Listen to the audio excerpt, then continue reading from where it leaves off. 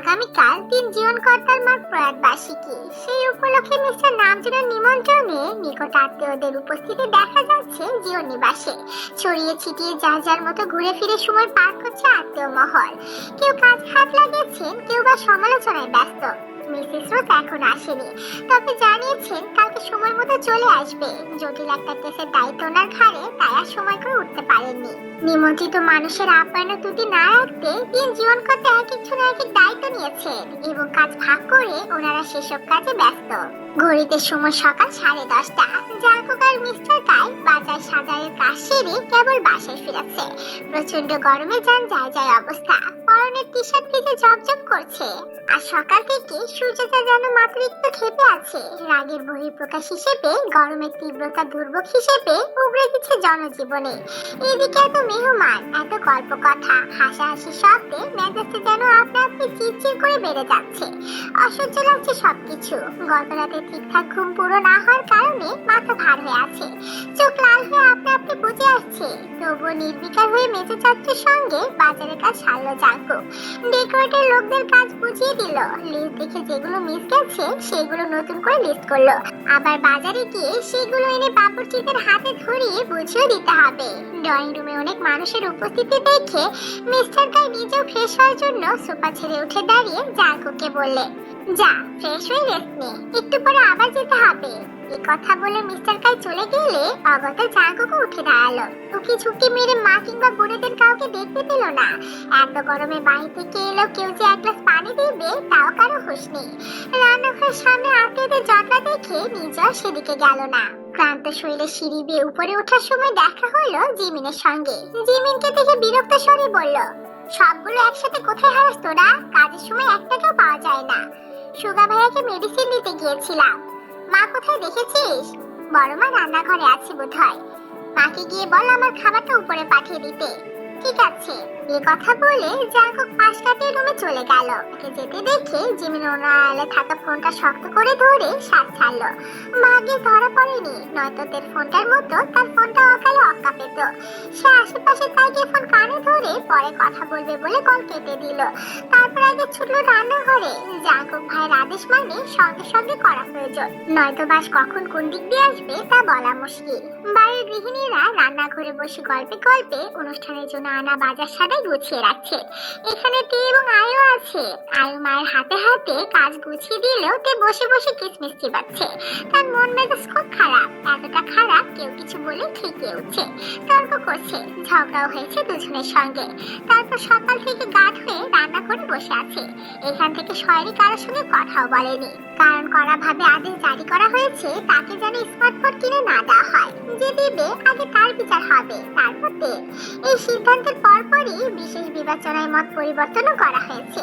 মেয়ে কলেজে পড়ে, বাইরে যাবে, কখন কি প্রয়োজন হয় বলা যায় না। তাই বিশেষ বিবেচনায় তাকে বাটন ফোন দেওয়ার সিদ্ধান্ত নিয়েছে, শুধু বাইরে গেলে যোগাযোগের জন্য। এছাড়া জরুরি প্রয়োজন হলে বাসার কারো থেকে ফোন নিতে পারবে, তবে সেটা কিছুক্ষণের জন্য, সময় নির্ধারণ করে। আর এই আদেশ জারি করেছে তার বাবা মিস্টার বুগা। বাবার কথা শোনার পর থেকে তার মন মেজাজ ভালো নেই। রিকোয়েস্ট করেও লাভ হয়নি। এই সবে টিকটক করা শুরু করেছিল। দিন দিন একটু একটু করে লাইক ও কমেন্টের সংখ্যা বাড়ছিল তার ফ্যান ফলোয়ার।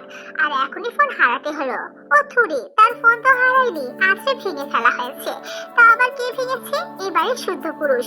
থুরি, এখানে একটু ভুল হলো। শুদ্ধ পুরুষ নয়, তাকে বলা উচিত দূষিত পুরুষ, কারণ এই একমাত্র পুরুষ তার জীবনের স্বাধীনতা কেড়ে নেয়। মর্জির দাম দেয় না, উল্টে তার আদেশ জোরপূর্বক চাপিয়ে দেয়। কিছু বলাও যায় না, বলে কালা কাঠের বাড়ি। প্রচলিত কথায় আছে না, ছোট মরিচের ঝাল বেশি। তাদের এই বাড়িতে প্রবাদ বাক্যটি একেবারে খাপে খাপ মিলে গেছে। নয়তো সুগা তুখর রাজনীতিবিদ, একজন নেতাও। বাইরে মারামারি কাটাকাটি করলেও বাড়িতে যেন শান্ত জল।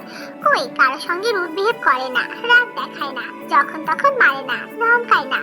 অথচ মহামান্য বিশুদ্ধ পুরুষ রিচার্জের হয়ে সবার মাথা কিনে নিয়েছে। সে যা বলবে সেটাই সঠিক, সেটাই সমীচীন, বাকিরা সব ভুল। জবরজং, মারামারি, ধমকা ধমকি কোনো কিছু সে বাদ রাখে না। গতবার বাসায় এসে চটাস করে বলে বসলো বাড়ির কোনো মেয়ে বউ হিজাব ছাড়া বের হতে পারবে না। পর্দা না করলেও মার্জিত পোশাকে চলতে হবে। যদি সে ভুলেও দেখে তার কথা হেরফের হয়েছে তাহলে খবর আছে। ব্যাস হয়ে গেল। এর পরের দিন বড় মা সবার হাতে হিজাব ধরিয়ে দিল। এখন হিজাব ছাড়া ছাড়া বাইরে যায় না কেউ। গরমে চুলের গোড়ায় ঘাম জমে চুল ভিজে যায়, তাও হেজাব ছাড়া বের হয় জো নেই। এখানেই শেষ নয়, আরো অনেক নিষেধাজ্ঞা আছে তাদের সবার জন্য। আর এসবে সে বিরক্ত নয়, মহাবিরক্ত। মাঝে মাঝে চিৎকার করে বলতে ইচ্ছে করে, এসব যন্ত্রণা থেকে মুক্তি দেন জাঙ্কুক ভাই। খুব প্রয়োজনে বিয়ে করে বউকে এসব প্যারা দেন। কিন্তু মায়ের ভয় বলা হয়ে ওঠে না। বললে চা পাতা দেখ তো আস্ত থাকবে না, তা বলার অপেক্ষা রাখে না। হঠাৎ কাঁধে ঝাঁকুনি খেয়ে তে ভাবনার জগৎ থেকে বেরিয়ে এলো। খেয়াল করলো রান্নাঘরে শুধু বড় মা ছাড়া কেউ নেই। আচমকা বাকিরা কোথায় গেল জানতে চাইলে বড় মা জানালো, প্যান্ডেল করার জন্য একটা ছেলে মই নিয়ে উপরে উঠতে গিয়ে বেখেয়ালে পাটিতে পড়ে গেছে। তাকে দেখতে বাকিরা বাগানে ছুটেছে। এই কথা শুনে সে যাবার জন্য পা বাড়ালে মিসেস জিন তাকে ধরে থামিয়ে দিলে। তারপর তার হাতে খাবারটা ধরিয়ে দিয়ে বললে, খাবারটা জাঙ্কুকের রুমে দিয়াই তো মা, আমি কি দেখি ছেলেটার কি অবস্থা। এই কথা বলে উনি অ্যান্টিসেপ্টিক ক্রিমটা হাতে নিয়ে নিজেও দ্রুত পায়ে রান্নাঘর ছাড়লেন। সে বিরক্ত হয়ে রাগে গজগজ করতে করতে গেল খাবার পৌঁছে দিতে। গতদিন যার মার খেলো তাকে এখন খাবার দিতে যেতে হচ্ছে, এটাই হচ্ছে তার নিয়তি। সে জাঙ্কুকের রুমে নক করে সুগার রুমে উকি মারতে ভুললো না। সুগার বেঘরে ঘুমাচ্ছে, কড়া মেডিসিনের প্রভাবে দুদিন ধরে পড়ে পড়ে ঘুমাচ্ছে। ফোনটা কাছে নিয়ে বিধায় ঘুমাতে পারছে, নয়তো মিনিটে মিনিটে ফোন এসে কান ঝালাপালা করে দেয়। সেদিন সুগার ব্যান্ডেজ দেখে মিস্টার বুকাম ভেবেছিল অল্প স্বল্প আঘাত, কিন্তু আদতা না। ওয়ার্ডের ডাক্তার যখন ক্ষতস্থান ড্রেসিং করে তার ব্যান্ডেজ চেঞ্জ করায়, তখন সেটা দেখে আটকে ওঠে অনেকে। মিসেস জিন ঢুকে কেঁদে ওঠে, এসব ছাড়ার জন্য আবার বোঝায়। মায়ের কান্না দেখে সুগার নিশ্চুপ থাকে, তবে আনমনে খুঁজতে থাকে তার আগে বাবাকে। অথচ যাকে খুঁজে দুদিন পেরিয়ে গেলেও উনি আসে না, জিজ্ঞাসা করে না তার শরীরের হাল হকিকত। আপনার ছেলের কথা কারো থেকে জানতে চেয়েছেন, কেউ বলতে গেলে হাতের ইশারায় থামিয়ে দিয়েছে। এমন না ছেলেটা মহৎ কাজ করতে গিয়ে আহত হয়ে ফিরে এসেছে। সে রাজনীতি করে, মস্ত বড় রাজনীতিবিদ। সে থাকুক তার মতো। এই কথা বলে মিস্টার নামজুন একবারও এদিকে পা বাড়াননি। তবে জাঙ্কুকের থেকে সুগা ভাই যে শতগুণ ভালো, এ কথা কেউ বোঝে না কেন। বুঝলে সুগা ভাইকে নয়, বরং খাটা জাঙ্কুকে বকাঝকা শোনাতো। হঠাৎ দরজা খোলার শব্দ পেয়ে তে ঘাড় ঘুরিয়ে তাকিয়ে দেখে জাঙ্কুক ভ্রুজোড়া কুচকে তাকিয়ে আছে। সত্য শাওয়ার নিয়েছে, পরনে আকাশি টি শার্ট ও কালো ট্রাউজার। সে সুগার রুমের দরজা থেকে সরে এসে জাঙ্কুকের মুখোমুখি দাঁড়ালো। তারপর অন্যদিকে তাকিয়ে বলল, খাবার বড় মা পাঠালো। থমথমে হয়ে আছে তের মুখ, বিরক্তও বটে। এই লোকটাকে তার সহ্য হয় না। চাচাতো ভাই হয়েছে তাতে কি, তার অতিরিক্ত শাসনের জন্য সে তার চক্ষু শুলো। তার মুখভঙ্গি পড়ে জাঙ্কুকও খিটখিটে মেজাজে বলল, কোন অসহায় মানুষকেও তো কেউ এভাবে খাবার দেয় না, মিনিমাম ম্যানাসটুকু কি গিলে খেয়েছিস। এই কথা বলে তের বাড়িয়ে দেওয়া ট্রেটা জাঙ্কুক হাতে ধরলো না, দরজা থেকে সরে দাঁড়ালো। তে মনে মনে তাকে গালি দিতে দিতে রুমে গিয়ে সেন্টার টেবিলে আস্তে করে ট্রেটা রাখলো। সেটা রাখতে গিয়ে চোখ গেল তার ভাঙাচোরা ফোনের দিকে। ফোনটার দিকে হাত বাড়াতে গেলে জাঙ্কুক বাহু ধরে বিছানার দিকে এক ধাক্কা মেরে বসিয়ে দিল। তে তিরিক্ষি মেজাজে কিছু বলার আগে জাঙ্কুক জোয়ার শক্ত করে বলল, শুনলাম আমাকে নাকি গালাগাল দিয়েছিস, তুই অভিযোগ করেছিস আমি তোকে শুধু শুধু মারি। চাচাতো বোন বলে তোর ভালো সহ্য করতে পারি না। হ্যাঁ বলেছি, এখন বলছি, তুমি আমাকে শুধু শুধু মারো। ছোট বোন প্রেম করলে অন্য ভাইরা বুঝিয়ে বলে, আর তুমি আমাকে বোঝানোর দূর টাকাদের মতো চারা কাট দিয়ে মেরেছো। এত অভিযোগ কেন করবো না? অভিযোগ এত জোরে কেউ মারে? বেশ করেছি, আর করবি টিকটক? করবো তো, আবার করবো। মুখে মুখে তর্ক করছিস? মায়ের ব্যথা কমে গেছে তাই না? আরেকটা খাবি? তের আগে গজগজ করে অন্যদিকে তাকিয়ে রইল। অভিমানে তার মন মেজাজ তিরিক্ষি হয়ে উঠেছে, আর কিছুক্ষণ থাকলে উল্টাপাল্টা বলে বসতে পারে। তাই সে যাবার জন্য পা বাড়াতে জাঙ্কুক তার পথ আগলে দাঁড়ালো। তারপর নিজেকে সামলে জোরে জোরে শ্বাস ছেড়ে ল্যাপটপটা এগিয়ে দিয়ে হিসিয়ে বলল, কমেন্ট বক্স দেখ। ল্যাপটপ কোলে নিয়ে দুপা তুলে বিছানায় এক কোণে বসলো। জাঙ্কুক কথা না বাড়ি খেতে বসলো। কিছু খেয়ে মেডিসিন খাওয়া জরুরি তার। গালে হাতে কমেন্ট বক্স চেক করতে করতে হাসছে। ফ্যানরা তার টিকটক পছন্দ করেছে, প্রশংসা করেছে, আরো বেশি করে টিকটক করার জন্য উৎসাহ দিচ্ছে। এরা কত ভালো চায় তার। সে মহা আনন্দে ঝুমঝুম করে মন দিয়ে কমেন্ট বক্স চেক করতে করতে হঠাৎ একটা কমেন্টে তার চোখ আটকে গেল। শুধু যৌবনে পাতা আবেদনময় প্রেমিকা আমার, খুব ভালোবাসি জান, তোমার এই যৌবন সুধা পান করার অপেক্ষায়। এই কমেন্ট করেছে তার কদিনের জন্য বানানো প্রেমিক। এটাই সে প্রেমিক যাকে সুগা ডান্ডিখোর বলেছিল। কমেন্টটা দেখে তের আগে কিমির করে তাকিয়ে রইল কমেন্টার দিকে। ছেলেটা কি করে পারলো এসব নোংরা কথা বলতে? তার বুদ্ধিতেই তো টিকটক করার সিদ্ধান্ত নিয়েছিল। পরিচিতি লাভ এবং উপার্জনের উৎস হিসেবে বেছে নিয়েছিল টিকটক, অথচ পাবলিক প্লেসে এভাবে ছোট করতে পারলো। এই কমেন্টের পর ঘন্টাখানেক আগের করা আরেকজনের কমেন্টের দিকে নজর আটকালো তার। হেই সেক্সি, রসে আলাপ ছাড়তে ইনবক্স প্লিজ। আরেকটা কমেন্ট দেখে তের কথা হারিয়ে গেল, হাসি মিলিয়ে গেল, চোখ দিয়ে ঝরতে লাগলো কয়েক ফোঁটা অশ্রু জল। সে ঝাপসা দু চোখে এই কমেন্টটাও পড়লো। সুগা জাঙ্কুক বোনদের পালতে পারছে না বোধহয়, এই জন্য রাস্তায় নামিয়েছে। জীবন বাবুরা দেখে বাড়ির মেয়েদেরকে দিয়ে ব্যবসা চালু করেছে। চালিয়ে যাও, ভালো হচ্ছে। পরের ভিডিওতে রেটটাও জানিও। এই কমেন্টে আরেকজন রিপ্লাই করেছে, ভাই রেট জানলে আমাকেও জানিয়েন, আমরা না গেলে জীবনদের ব্যবসা লাফে উঠবে তো। আরেকজনের কমেন্ট, আর দুই বোনকেও রাস্তায় নামা সুগা, একটাকে আর কতজন মিলে খাবো, ভাগে কম পাবো তো ইয়ার। এমন বাজে বাজে কমেন্টে ভরা তার কমেন্ট বক্স। এসব দেখে তের কথা হারিয়ে গেল, মাথা নিচু করে বসে রইল সে। নোংরা কথায় গা রিরি করে উঠল। ছোট থেকে কেউ তাকে নোংরা কথা বলেনি, বরং জীবন নিবাসের মেয়ে বলে সব জায়গায় যথেষ্ট স্নেহ ও ভালোবাসা পেয়েছে। জাঙ্কু খেতে বসেছে ঠিকই, কিন্তু এক লোকমা খাবারও গলাতে নামেনি তার। সে খাবার থেকে হাত উঠিয়ে ঢালো দৃষ্টিতে তাকিয়ে আছে ভীত হরিণীর ন্যায় বসে থাকা তের দিকে। তের সাহসে চোখ তুলে তাকানোর, তবু বুঝতে পারছে কেউ তীক্ষ্ণ দৃষ্টিতে তাকে পরখ করছে। তখন জাঙ্কুক দাঁতে দাঁত চেপে বলল, এতদিন কেউ জীবন নিবাসের মেয়েদের দিকে চোখ তুলে তাকানোর সাহস করেনি। নোংরা কথা বলা তো বহুদূর, তোর বোকামিতে জীবন নিবাসের প্রতিটা সদস্যের দিকে আঙ্গুল তোলা হচ্ছে, সেখানে কথা উঠছে। কমেন্টগুলো দারুণ না? শান্তি পেলে এবার? মন প্রাণ জুড়িয়েছে নিশ্চয়। আর কি বলি জানো, আমি তোকে সহ্য করতে পারি না, তোর ভালো দেখতে পারি না। চাচাতো বোন তাই বাজে ব্যবহার করি, মারি, ধমকাই। ওকে ফাইন, এতদিন যা করিনি আজকে থেকে সেটাই করব। এই মুহূর্ত থেকে সত্যি সত্যি চাচাতো বোন হিসেবে ট্রিট করব। যা রুমে যা। বিছানা থেকে উঠে দাঁড়িয়ে মাথা নিচু করে নীরবে অশ্রু ঝরাচ্ছে। খারাপ লাগছে, কষ্ট হচ্ছে। আগে যদি জানতো এমন হবে তাহলে কি আর এসবে জড়াতো? খুনা করে আন্দাজ করেনি তাদের পাড়ার ছেলে পেলে তাকে ফলো করে। এমনকি সুগার প্রতিপক্ষরা এ ব্যাপারে দিল থেকে তাল করবে। শুধু তার জন্য আইজিমিনকেও বাজে কথা শুনতে হলো, বাবা চাচা ও ভাইয়ের কষ্ট পেতে হলো।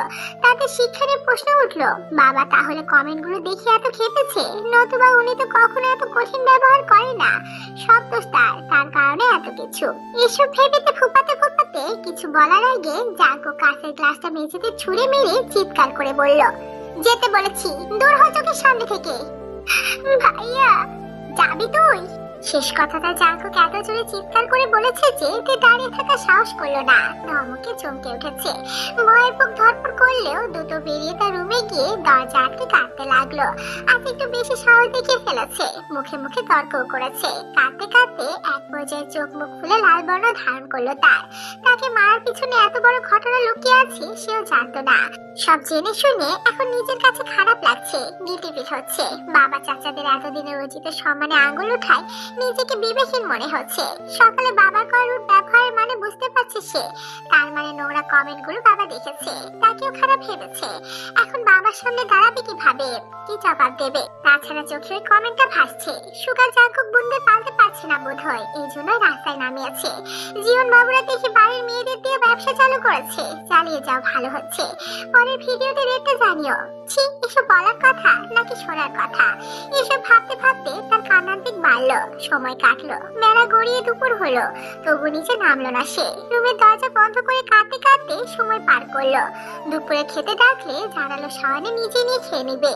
এরপর দুপুর করে বিকেলের নাস্তাতেও তে অনুপস্থিত। মা বড় মা বোনেরা ডাকলে পেট ব্যথার কথা জানিয়ে রুমবন্দি থাকলো। মেয়েটা বড় হয়েছে, পেট ব্যথার গোপনে অনেক কারণ থাকতে পারে। বলা বাহুল্য, পিরিয়ডের প্রথম দিন তের অবস্থা খারাপ হয়ে যায়। পেটের ব্যথায় উঠে দাঁড়াতে পারে না, হাঁটতে পারে না, বিছানার সঙ্গে নেতিয়ে পড়ে। তার বাড়ির কিনেরাও ধরে নিলেন পিরিয়ড জনিত ব্যাপার। বাড়ি ভর্তি মেহমান কেউ কথা না বাড়িয়ে মনে করে ওষুধ খাওয়া তাগাদা দিয়ে প্রস্থান করলেন। একটু পরে মিসেস যিনি হট ব্যাগে গরম পানি ভরে দিয়ে গেল। তে সেটা পাশে রেখে নিশ্চুপ হয়ে বসে রইল। সন্ধ্যা পেরিয়ে রাতের আধার ঘনিয়ে এসেছে। রাতের খাবারের জন্য জীবনরা ছেলে মেয়ে নিয়ে একসঙ্গে খেতে বসেছে। বাড়িতে মেহমানের সংখ্যা বেড়েছে, যে যার মতো নিয়ে খেয়ে নিচ্ছে। ড্রয়িং রুম ভর্তি মেহমান, বাগানে রয়েছে অনেকজন। যাদের বাসা কাছে তারা খেয়ে চলে গেছে, যাচ্ছে, আবার আগামীকাল সকালে আসবে। মিস্টার নামজনের কথায় বাড়ির প্রতিটি সদস্যকে একসঙ্গে খেতে হবে, তাই বসেছ সকলে। তবে সুগারদের চেয়ার ফাঁকা দেখে মিস্টার নামজন তের কথা জিজ্ঞেস করলেন। মিস্টার কিছু জানালো তে আগে ভাগে কে শুয়ে পড়েছে। এই কথা শুনে উনি কিছু বললেন না, কারণ তের পছন্দের খাবার রান্না হলে রান্না শেষ হওয়ার সঙ্গে সঙ্গেই সে সবার আগে খেতে বসে যায়। অনেক সময় দেখা যায় পেট পুরে খেয়ে আবারও সবার সঙ্গে খেতে বসে। এই মেয়েটা ছোট থেকে এমন চঞ্চল চড়ুই পাখির মতো, আর এই বাড়ির সকলে তাকে এভাবে দেখে অভ্যস্ত। তবে আয়ু আর জিমিন তীর এমন আচরণ সহজভাবে নিতে পারলো না। তারা দুজন খেয়ে এক প্লেট খাবার নিয়ে তে রুমের দরজায় নক করলো। যতক্ষণ না দরজা খুললো তারা নাছর বান্ধা হয়ে দাঁড়িয়ে রইলো। অগত্যাতে দরজা খুলে মাথা নিচু করে বসে রইলো। আয়ু হাতের প্লেট রেখে দরজা আটকেতে ফোলা মুখটা তুলে ব্যস্ত হয়ে বলল, কি হয়েছে সোনা? এভাবে কেঁদেছিস কেন তুই? খুব বেশি পেট ব্যথা করছে? মেডিসিন খাসনি? আমাকে ডাকবো? যাবি ডাক্তারের কাছে? তে নত মস্তকে না বোধক মাথা নাড়ালো। এরপর শুকনো ঢোক গিলে অশ্রু ভেজা চোখ তুলে ফুপাতে ফুপাতে বলল, সরি আপু, আমার জন্য তোমাদেরকেও নোংরা কথা শুনতে হয়েছে। তের কথার আগা মাথা কিছুই বুঝলো না এবং জিমিন। কি নোংরা কথা বলেছে তাদের? কই এসব কিছুই তো যায় না তারা। জিমিন এবার মনের পাশে বসলো। পুরো ঘটনা জানতে মিহি কণ্ঠে জিজ্ঞেস করলো, কে নোংরা কথা বলেছে আমাদের? কার কথা বলছিস তুই? তের কান্নার বেগ বাড়লো। সে হেঁচকি তুলে কাঁদতে কাঁদতে তাদেরকে পুরো ঘটনা জানালো। বোনের বোকামির কথা শুনে জিমিন দুম করে এক ঘা বসিয়ে দিল তের পিঠে। আয়ু জিমিনকে ধমকে থামিয়ে পেটে পানি খাওয়ালো। তারপর তের আউল ঝাল চুলগুলো এক হাতে গুছিয়ে দিতে দিতে বলল, কবে বুঝতে শিখবি তে? কবে বোধ বুদ্ধি হবে তোর? সুগা ভাইয়া রাজনীতিতে ঢোকার পর থেকে আমরা তিন বোন অনেকের টার্গেট, কারণ আমরা জীবন নিবাসের সম্মান এবং বাবা ও ভাইদের দুর্বলতাও বটে। তারা জীবনদের ক্ষমতার সঙ্গে পেরে না উঠতে পেরে জীবন নিবাসের মেয়েদের চরিত্রে দাঁত লাগানোর উপায় খুঁজে বেড়ায়। মুখে থাকে কিভাবে আমাদের হেনস্থা করা যায়। তুই এই কাজটা ঠিক করিসনি সোনা। তাহলে সুগা ভাই কিছু বললো না কেন আমাকে? সবসময় জাঙ্কুক ভাই কেন মারে বকে? সুগা ভাই রাজনীতির ঝামেলা সুগা ভাই নিজে সমাধান করবে। এর মধ্যে জাঙ্কুক ভাইকে না করাতে কে বলেছে? সুগা ভাই কিছু বললো না, অথচ জাঙ্কুক ভাই যারা কাটতে কত মারলো, ফোনটাও ভেঙে ফেললো। কেন? আমাকে একটু বুঝিয়ে বললে হতো না? আমি কি লোকগুলোকে বলেছিলাম নোংরা কথা বলতে? নাকি জানতাম সামান্য ব্যাপারটাকে এত বড় করে দেখা হবে? তারা বললে আমি কি করব? কি করার আছে আমার? জাঙ্কুক ভাই বরাবর আমাদের সমাধান করে, কথার ইঙ্গিতে বোঝায় ভুল পথে পা না বাড়াতে, ধরপড় করে কোনো সিদ্ধান্ত না নিতে। আমরা সবাই শুনলেও তুই তো শুনিস না, বরং যেটা বারণ করে সেটা জোর করে করিস। বেশ করি। উনি কি ভালো করে কথা বলতে জানে না? বলেছে কখনো? আমাদের তিন বোনকে সবসময় ধমকের উপর রাখে। সামান্য কারণে কেন ধমকাবে, কেন মারবে? সুগা ভাই তো করে না, তাহলে সব সমস্যা ওনার কেন? জাঙ্কুক ভাই শাসন করে বলে সুগা ভাই আমাদেরকে ছাড় দেয়। যেদিন জাঙ্কুক ভাই শাসন করা ছেড়ে দিবে সেদিন দেখবি সুগা ভাই আমাদেরকে শাসন করবে। এক ভাই শাসন করে বলে আরেকজন ছাড় দেয়, যাতে আমরা মানসিক ভাবে ভেঙে না পড়ি। এখন কথা হচ্ছে শান্ত হ, তুই কিছু খা। সারাদিন না খেয়ে তোর মাথা আউলে গেছে। তুই না করার আগে আয় তার মুখে খাবার পুড়ে দিল। মুখে খাবার পড়তে পেট চনমনে উঠে জানান দিল ভীষণ ক্ষুধার্ত সে। কথা না বাড়িয়ে কয়েক লোক খেয়ে আয়কে বলল, আপু কি করবো এখন? ভুলটা তো শুধরাতে হবে। আগে জাঙ্কুক ভাইকে গিয়ে সরি বলবি, তারপর বলবি জীবনে আর এসব টিকটক ফিকটক করবি না। ভাইয়া যেন তোর টিকটক আইডি ডিলিট করে দেয়, আর এসব যেন আর না ছড়ায় সেই ব্যবস্থা করে। মন খারাপ করিস না সোনা, এসব টিকটক ভালো কাজ নয়। টিকটক থেকে মানুষ বিপথে চলে যায়। ভিউজ আর ফলোয়ার বাড়ানোর নেশে মার্জিত রুচি হারিয়ে ফেলে। আবেদনময় পোশাকে নিজেকে মোড়াতে মোড়াতে নিজেকে সস্তা বানিয়ে ফেলে। জাঙ্কুক ভাই আমাদেরকে হিজাব ছাড়া বাইরে যেতে নিষেধ করেছে, আর তুই চুল ছেড়ে টিকটক করিস। মাথা ঠান্ডা কর, তুই একবার ভেবে দেখ ভাইয়ের রাগটাও অযৌক্তিক নয়, কারণ ভাইয়া আমাদের ভালোর জন্য শাসন করে, বকাঝকা করে। কিন্তু কিন্তু সরি বলতে গেলে যদি আবার মারে? মারুক বকুক, মনে রাখবি আমাদের ভাইরা আমাদের ছায়া, ভালোর জন্যই তারা আমাদেরকে বকে মারে। তাহলে কি এখনই সরি বলতে যাব? ভাইয়া বাসায় নেই, খেয়ে উঠে কোথায় যেন গেল বের হয়ে। কালকে যা বলার বলিস, এখন ঘুমা। এই কথা বলে তেকে খাইয়ে দেয় আয়ু এবং জিমি চলে গেল। তে মুখ ধুয়ে এসে জাঙ্কুকের দরজা অব্দি ঘুরে এলো। সত্যি সত্যি জাঙ্কুক নেই, সুগার রুমের দরজাও বন্ধ। তাই ফিরে এসে শুয়ে অনেক কথা সাজালো। ভেবে নিল আগামীকাল জাঙ্কুককে কিভাবে সরি বলবে। এসব ভাবতে ভাবতে চোখের পাতা ভার হয়ে এলে সেও বিনা বিঘ্নে ঘুমে তলিয়ে গেল। পরের দিন সকাল শুরু হলো অত্যন্ত ব্যস্ততা নিয়ে। সকলের হাতে কাজ। আগের দিনের কথা ভুলে তের সকালটা শুরু হলো চমৎকার ভাবে। চেনা জানা মানুষের সঙ্গে দেখা হলো, কথা হলো। দুপুরের আগে এতিমখানায় খাবার পাঠিয়ে দেওয়া হলো নতুন পোশাক। দুপুর 12টার পরে দলে দলে মানুষ এসে খেয়ে যাচ্ছে। বাগানের এক প্রান্তে মানুষ খাচ্ছে, অন্য প্রান্তে রান্না হচ্ছে। জিওনরা ব্যস্ত হাতে মেহমান আপ্যায়ন করছে। মিস্টার নামজুন, মিস্টার গাই, মিস্টার বুগাম, জাঙ্কুক, ইয়নজুন, সোবিনের পরনে ধপধপা সাদা পাঞ্জাবি পায়জামা। এত মানুষের ভিড়ে তারাই যেন জলজল করছে। সুগা নিচে নামেনি, কারণ তার হাত পায়ের ব্যান্ডেজ খোলা হয়নি। ব্যান্ডেজ দেখে অনেকের প্রশ্নের মুখে পড়তে হতে পারে, ভেবে ইচ্ছে করে নামেনি, কেউ জোরও করেনি। সকাল থেকে তে জাঙ্কুকে খেয়াল করছে। কিছুক্ষণ আগে জাঙ্কুক ফোনে কথা বলতে বলতে রুমে ঢুকেছে ফ্রেশ হতে। সে বোনেদের উৎসাহে জাঙ্কুকের রুমের দরজায় নক করলো। ভিতর থেকে জাঙ্কুক চেঁচিয়ে বলল, কে? আমি তে, ভিতরে আসবো ভাইয়া? না। তে ঘাড় ঘুরে অদূরে দাঁড়িয়ে থাকা বোনদের দিকে অসহায় চোখে তাকালো। মুখের উপর না বলে দিলে কিভাবে যাবে ভিতরে? জোর করে গেলে যদি আবার ডেকে যায়। আর দূরে দাঁড়িয়ে ইশারায় বোঝালো আবার নক করতে, সরি বলতে। তে তাই করলো। তবে ভিতর থেকে সারা শব্দ না পেয়ে আবার বলল, একটু কথা বলার ছিল ভাইয়া, আসেন একটু প্লিজ। জাঙ্কুক এবার কথা বললো না, সাড়াও দিল না। তবে সুগা তার রুম থেকে চেঁচিয়ে বলল, তে এদিকে আয়। সুগার ডাকেতে জাঙ্কুকের বন্ধ রুমের দিকে একবার তাকিয়ে সুগা রুমে গেল। মুখ গোমরা করে বসলো বিছানার এক কোণে। সুগা ফোনটা রেখে বিছানার হেডবোর্ডে হেলান দিয়ে ভ্রু কুঁচকে তাকিয়ে রইল। এরপর ধীরে সুস্থে জিজ্ঞেস করলো, কি হয়েছে? এত হাতটা কিসের? পাগলটাকে আবার খেপিয়েছিস? কেউ ভুল করলে তাকে সরি বলার সুযোগ দিতে হয়। আমি আমার ভুল বুঝতে পেরেছি ভাইয়া। জীবনে আর এমন বোকামি করব না। আমি আমার টিকটক অ্যাকাউন্টটা ডিলিট করতে চাই। কিভাবে করব ভাইয়া? ভেবে বল, পরে আবার কান্নাকাটি করবি না তো? না, ভেবেই বলছি। ঠিক আছে, চিল থাক, কাজ হয়ে যাবে। তবে মনে রাখিস, আমাদের দুই ভাইকে ছাপিয়ে তোরা বোনরা কেউ কিছু করতে পারবি না। আর কেন পারবি না বলতো? কারণ আমাদের দৃষ্টি সবসময় তোদের দিকে থাকে। তাই বলছি, যা করেছিস করেছিস, এসব আর মাথাতেও আনিস না।